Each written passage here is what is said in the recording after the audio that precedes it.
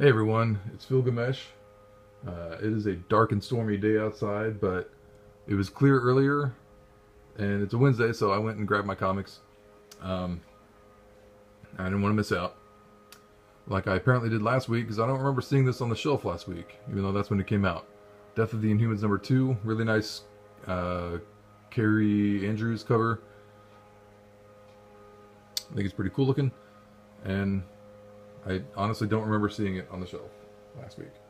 Moving on to this week, it was a small week this week, so I'll just kind of run through what I got. Picked up Sideways #7, one of two new Age of Heroes books that I'm still reading. I got the Adam Hughes cover for Superman #2. Really nice cover, nice looking Lois Lane. Cool, dynamic art. He's really got the motion of Superman and the bullets and everything. It's cool looking. I also got the Gabriele Dell'Otto variant for Flash 52, and there's something in this that I actually wanted to kind of show just briefly. It's just on the splash page, so it's not very far in the book. Right at the beginning, it goes to this place called the House of Heroes. It looks like some kind of way station between various realities. There's a whole bunch of different iterations of the Flash, so including like a gunslinger Flash that I thought was pretty cool. I don't know if any of them count as first appearances or not, but it was kind of cool. It actually sort of reminded me of something I read many years ago in this 1963 book 6 by Alan Moore and Steve Bissette. At least I'm pretty sure Steve Bissette drew it. Where there's it's basically the same thing. I think it was, if I remember right, it was called The Nexus of All Realities. And he did a thing where there was just a little quick gag where you see the blur of Earth A and the blur of Earth B, if I can talk. Kind of a riff on the Flash that kind of started the whole multiverse thing. So nothing new under the sun, but I just thought that was cool. I like the concept anyway. I also grabbed one copy of Sandman Universe #1. I got the P. Craig Russell cover. I like his art. It's got kind of a whimsical fantasy look to it. There's a ton of covers for this. A lot of them are cool. I really like the Sam Keith cover. I like the Jill Thompson cover. The Jim Lee cover was okay. I didn't think it was his best. I don't know. I kind of wish... I mean, I don't mind a few different variant covers, but sometimes it gets ridiculous. And we'll get to that in a little bit. From Image, I picked up Oblivion Song #6. Still enjoying that book. The Beauty #22. I've been reading this since the beginning. It's a pretty cool concept. If you're not aware, it's basically about an STD that will make you beautiful, and at least for a while, for a couple of years, and then it sort of burns out your body and you end up looking like that and dead. So, but it's pretty cool. I like that book.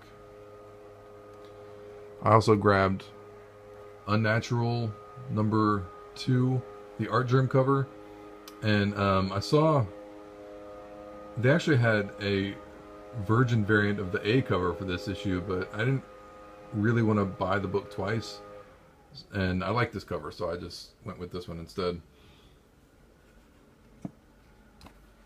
Well, I am always tempted to pick up Virgin variants when I see them, because I just like that. Maestro's #7, one of my favorite books. This may be the last issue, I'm not entirely sure. This is definitely the last issue of Eternal Empire, #10. It says right there on the cover, conclusion.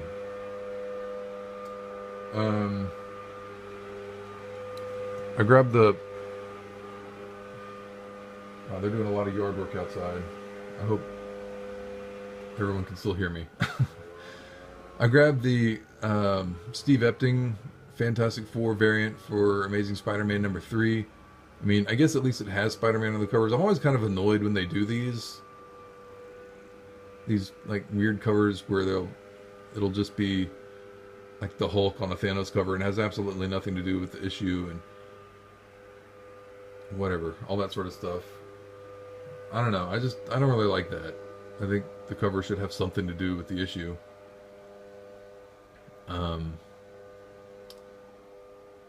But the Ryan Ottley cover, the main cover for this issue, didn't really do anything for me, and I love Steve Epting's art. I kind of hope that at some point he and Ed Brubaker will get back together and do more Velvet for Image Comics. Didn't feel like that story was entirely finished. And finally, the last book that I picked up this week was the Joe Quesada wraparound variant for Fantastic Four #1.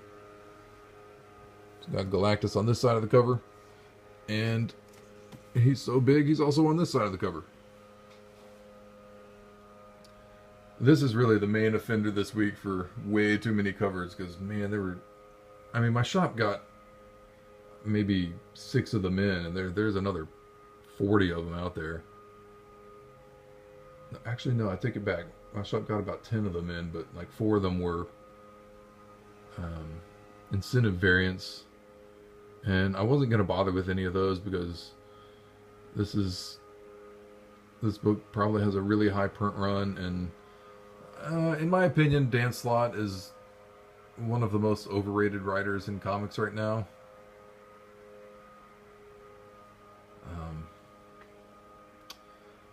Sorry for Dan Slott fans out there. His stuff doesn't usually do it for me. His Spider-Man stuff went up and down. I liked his She-Hulk stuff, like the first 12 issues of it that I read. But that's about it. He's not the only one. I think Jeff Johns is a little bit overrated as well. Don't hold that against me. Anyway, that's all I got this week.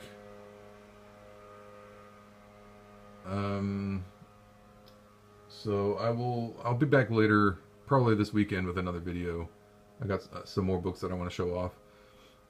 So until then, see everybody later.